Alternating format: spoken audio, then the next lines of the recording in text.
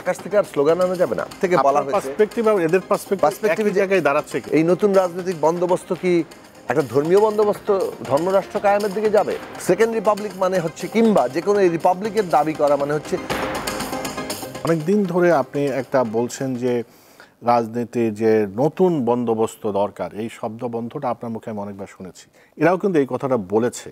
আমার একটা জানার কৌতূহল হলো যে আপনারা যে অর্থে নতুন রাজনৈতিক বন্দোবস্তের কথা বললেন, এই ছাত্রদের যে রাজনৈতিক দল ওরা কি একই অর্থে বলছে নাকি অন্য কিছু? দেখুন, এই মানে বাংলাদেশের রাজনীতিতে বিশেষভাবে আমি বলবো যে 2007-08 সাল থেকে যে ধরনের স্লোগানগুলো সামনে এসছে, যে প্রশ্নগুলো আলোচিত হয়েছে, এই তরুণরা যে দলটা গঠন করেছে তার মধ্যে তারা অনেকগুলোকেই গুরুত্বের সাথে নিয়েছেন।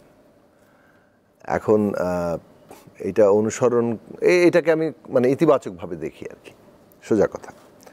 যেমন ধরুন, আমরা 2007-08 সালেই এই কথাটা আমরা তুলেছিলাম যে বাংলাদেশে একটা মানে এক ধরনের দখলদারিত্ব কায়েম হচ্ছে এবং বাংলাদেশে ভারতের রাজনৈতিক কর্তৃত্বটা সিগনিফিক্যান্ট শিফট ঘটেছে 2007-08-এর মধ্যে দিয়ে। এটাকে আমরা একটা দখলদারিত্ব হিসেবে দেখেছিলাম, পলিটিক্যাল ডমিনেশন। ভারতের সাথে আমাদের আগেও অনেক দ্বন্দ্ব ছিল, সেইগুলো আছে এখনও। আমাদের নদীর পানির সমস্যা, বাণিজ্য সমস্যা, সীমান্তে হত্যাকাণ্ড, কিন্তু মানে একটা পলিটিক্যাল কন্ট্রোল, বাংলাদেশের রাজনৈতিক তৎপরতার উপর ভারতের যে নিয়ন্ত্রণ কায়েম হয়েছে, এটা 2007-08-এ যেভাবে সিগনিফিক্যান্ট শিফট করেছে সেটাকে কিন্তু আমরা চিহ্নিত করেছিলাম আমাদের দল থেকে, গণসংহতির পক্ষ থেকে আমরা তখন স্লোগান দিয়েছি। এবং ওই কারণেই আমরা তখন একটা মানে পাশাপাশি স্লোগান তুলেছিলাম। একদিকে এই কর্তৃত্বটাকে বিরোধিতা করেছি, অন্যদিকে বলেছি মুক্তিযুদ্ধের মধ্যে যে জনগণের আকাঙ্ক্ষা ছিল সেই রাষ্ট্র সংবিধানটা তৈরি করতে হবে। মুক্তিযুদ্ধের শাসকদের যে আকাঙ্ক্ষা, আওয়ামী লীগ যে শাসক দল হিসেবে যে সংবিধান করেছে 72 সালে, সেই সংবিধান জনগণের আকাঙ্ক্ষা পূরণ করেনি। এটা সম্পূর্ণভাবে একটা এককেন্দ্রিক স্বৈরতান্ত্রিক ক্ষমতা কাঠামোকে নিশ্চিত করেছে। কাজে মুক্তিযুদ্ধের জনগণের যে আকাঙ্ক্ষা, একটা গণতান্ত্রিক রাষ্ট্র, একটা সাম্য, মানবিক মর্যাদা, সামাজিক ন্যায় বিচারের রাষ্ট্র, সেই রাষ্ট্র সংবিধান করতে হবে। এই স্লোগানটা আমরা 7-8-এ পরে তুলেছিলাম। তারপরে ধরেন আমাদের স্লোগানটা উঠেছিল যে পন্থী রাজনীতি। তখন একটা ব্যাপকভাবে একে পাকিস্তানপন্থী, তো ওকে ভারতপন্থী, মার্কিনপন্থী, সৌদিপন্থী, বহুপন্থী বাংলাদেশে মস্কোপন্থী তো আগে ছিল। সো একদিকে মার্কিনপন্থী, মস্কোপন্থী, অন্যদিকে সৌদিপন্থী, পাকিস্তানপন্থী, ভারতপন্থী রাজনীতি। আমরা তখন বলেছিলাম যে বাংলাদেশের পক্ষে, বাংলাদেশের জনগণের স্বার্থ নিয়ে মানে রাজনীতিটা কোথায়।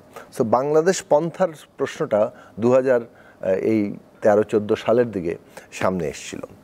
তারপরে ধরুন সামনে এসছে বিশেষত 2014 সালের পরে, যখন আওয়ামী লীগ এরকম একটি নির্বাচন করলো, 153 জন আপনার বিনা প্রতিদ্বন্দ্বিতা নির্বাচিত হলো, তখন আমরা এই স্লোগান তুলেছিলাম। এবং শুধু আমরা তুলিনি, রাজনৈতিকভাবে এটা বিভিন্ন সিভিল সমাজের পক্ষ থেকে বলা হয়েছিল যে আমাদের একটা নতুন সামাজিক চুক্তি কিংবা রাজনৈতিক চুক্তিতে যেতে হবে, যেটাকে আধুনিক রাষ্ট্রটা একটা নিউ সোশ্যাল কন্ট্রাক্টের উপর দাঁড়িয়ে আছে। আমরা জানি ফ্রম রুসো থেকে শুরু করে তারও আগে থেকে। তো এখন এই যে সোশ্যাল কন্ট্রাক্টের ধারণা, জন লক থেকে রুসো পর্যন্ত, এই তার উপর যে আধুনিক রাষ্ট্র ব্যবস্থাটা দাঁড়িয়েছে, আমরা যে ধরনের সোশ্যাল কন্ট্রাক্টে 72 সালে একটা সংবিধান কিংবা রাষ্ট্রপত্রের মধ্যে এসেছিলাম, সেইটা আমাদেরকে নানান অধিকার থেকে কেবল বঞ্চিতই করছে। সো আমরা একটা নিউ সোশ্যাল কন্ট্রাক্টে যাওয়া দরকার, যেটা পিপলের অধিকারের উপরে দাঁড়াবে। সেই জন্য আমরা নতুন একটা জাতীয় সনদের কথাটা বলেছিলাম। এবং আপনি খেয়াল রাখবেন 2018 সালে ডক্টর কামাল হোসেন নেতৃত্বে জাতীয় ঐক্য ফ্রন্ট গঠনের লক্ষ্যে যে একটা কনভেনশন ডাক দেওয়া হয়েছিল, আমি সেখানে বক্তব্য রেখেছিলাম। আমি যদিও ঐক্য ফ্রন্টে যোগ দিইনি, কিন্তু ওইখানে বক্তব্যে এই নতুন জাতীয় সনদের কী রূপরেখা হতে পারে সেটা আমরা তখন তুলে ধরেছিলাম। এরপরে যদি আসেন 18 সালের ইলেকশনের অভিজ্ঞতার পরে, এই নতুন রাজনৈতিক বন্দোবস্তের স্লোগানটা অনেক বেশি, এটাও বলতে পারেন যে হ্যাঁ আমরা অনেক বেশি তুলেছি। এখন আমি বলছি যে কোন কোন পার্সপেক্টিভ থেকে বলা হয়েছে, পার্সপেক্টিভ আর এদের পার্সপেক্টিভ জায়গায় দাঁড়াচ্ছে কি? অনেকটাই একই জায়গায়। কারণ আমি তো আকাশ থেকে আর স্লোগান আনা যাবে না। নতুন রাজনৈতিক বন্দোবস্ত মানে ধরেন ক্ষমতা ব্যবস্থাটা বাংলাদেশে কিভাবে চলবে, এই ক্ষমতা ব্যবস্থা রাজনৈতিক, এটা অবশ্যই অর্থনৈতিক এবং অবশ্যই সাংস্কৃতিক। মানে রাজনৈতিক, অর্থনৈতিক, সাংস্কৃতিক জীবনে যে ক্ষমতার সম্পর্কটা থাকে, ক্ষমতা ব্যবস্থা যেভাবে কাজ করে, এই ক্ষমতা ব্যবস্থার পরিচালনা নীতি এবং তার কাজ করার ধরনটাকে বদলাতে হবে। এখন এটা যে আমাকে বদলাতে দেন, আমরা একভাবে বদলাবো, আপনাকে বদলাতে দিলে আপনি আরেকভাবে বদলাবেন, ওনাকে দিলে হয়তো উনি আরেকভাবে বদলাই দেবেন।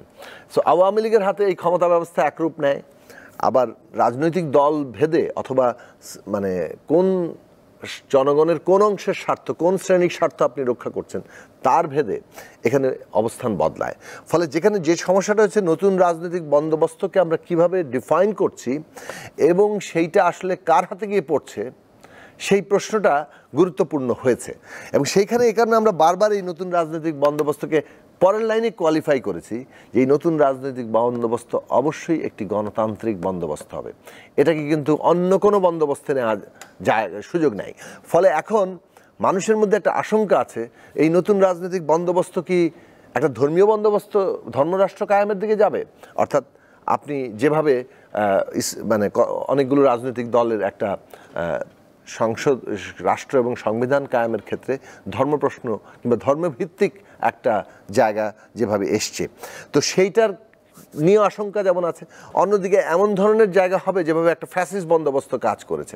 ফলে মানুষের আশঙ্কার জায়গা যেগুলো কাজ করে, সেইটা বরং প্রশ্নটা এইটা যে ছাত্ররা কি একটা গণতান্ত্রিক বন্দোবস্ত করবে কিনা।